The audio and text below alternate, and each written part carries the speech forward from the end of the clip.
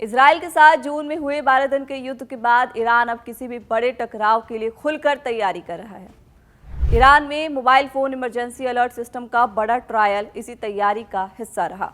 चुने हुए mobile users को टेक्स्ट मैसेज भेजकर सरकार ने साफ कर दिया कि वो आने वाले महीनों में किसी भी अप्रत्याशित स्थिति के लिए अपने नागरिकों को सतर्क और तैयार रखना चाहती है।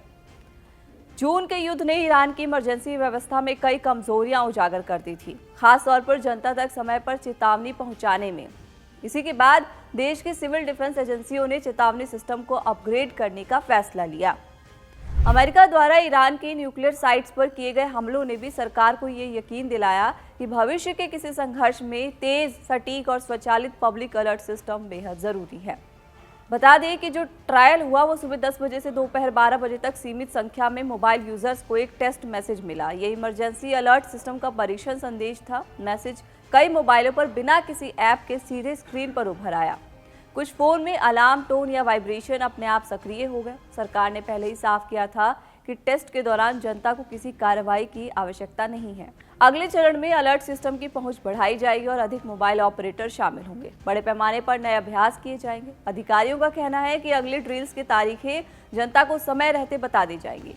हाल के हफ्तों में ईरान के कई वरिष्ठ अधिकारी ये कह चुके हैं कि क्षेत्र दोबारा बड़े संघर्ष की ओर बढ़ रहा है। इसी वजह से ईरान इमरजेंसी योजनाओं की समीक्षा, जनता को निर्देश देने के लिए नया प्रोटोकॉल, राष्ट्रीय स्तर पर तेज समन्वय की तैयारी तेजी से आगे बढ़ा रही है। अलर्ट टेस्ट ऐसे समय में हुआ है जब राजधानी तेहरान पर सार्वजनिक शेल्टर की कमी को लेकर आलोचना बढ़ रही है। कुछ ही खास जगहों पर नए संरक्षित शेल्टर तैयार किए गए हैं। ज्यादातर लोग किसी भी खतरे के समय मेट्रो स्टेशन, अंडरग्राउंड पार्किंग और घरों के बेसमेंट पर निर्भर होंगे।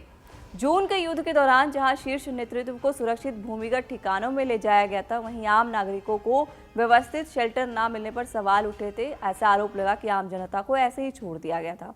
अब इसी को लेकर ईरान बड़ी तैयारियां कर रहा है।